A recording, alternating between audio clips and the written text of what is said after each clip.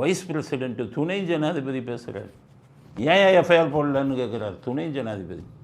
யார் மேலே எஃப்ஐஆர் அப்படின்னா, இந்த கோடிக்கணக்கான ரூபா வீட்டில் எரிஞ்சதில்ல யஷ்வந்த், அவர் இந்த நீதிபதி மேலே ஏன் எஃப்ஐஆர் போடலான்னு. ஏன்னா சுப்ரீம் கோர்ட்டு ஹைகோர்ட்டு நீதிபதி சுப்ரீம் கோர்ட் சப்போர்ட் பண்ணுறான்.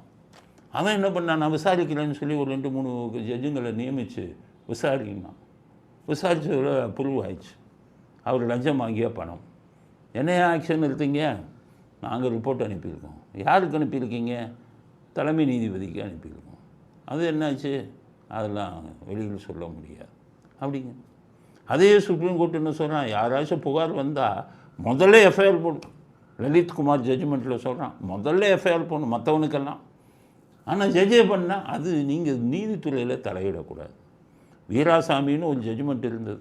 வீராசாமின்னு ஒரு முன்னாள் நீதிபதி, அவர் மேலே ஊழல் குற்றச்சாட்டு வந்தது. அதில் என்ன சொல்லிட்டாங்க, உயர் நீதிமன்றம் உச்ச நீதிமன்றம், ஜட்ஜுங்கள் எல்லாம் இருந்தால் உடனே எஃப்ஐஆர் போடக்கூடாது, ஏன்னா அவங்க பயம் இல்லாமல் வேலை செய்யணும் அப்படின்னு சொல்லிட்டு எல்லா அயோக்கியத்தனம் பண்ணுற ஜட்ஜையும் போட மாட்டேங்கிறாங்க.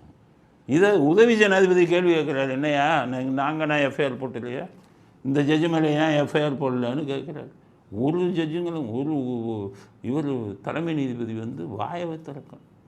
தலைமை நீதிபதிகிட்ட போய் கேட்டால் அந்த அரசியல் சட்டம் தான் பெரியது, இவங்க பெரிய ஆள் இல்லை, அரசியல்வாதிகள் பெரிய ஆள் அல்ல, அரசியல் சட்டம் தான் பெரியது அப்படின்னு சொல்லி நான் இஷ்டத்துக்கு ஜட்ஜ்மெண்ட் கொடுப்பேன், நான் இஷ்டத்துக்கு இதெல்லாம் தூக்கி போட்டு இந்திய அரசியல் சட்டமாவது நான் எல்லாத்தையும் தூக்கி போட்டுக்கலாம், நான் தான் பெரிய ஆள், எல்லா பேரும் எனக்கு அடுமை, இந்த கவர்னர் ஜனாதிபதி பிரைம் மினிஸ்டர் எல்லாம் எங்களுக்கு, நான் தான் தீர்ப்பு கொடுப்பேன், என்ன வேணாலும் கொடுப்பேன், எங்களுக்கு அதில் சொல்லியிருக்காங்க சட்டம், இதில் இந்திய அரசியல் சட்டத்தில்.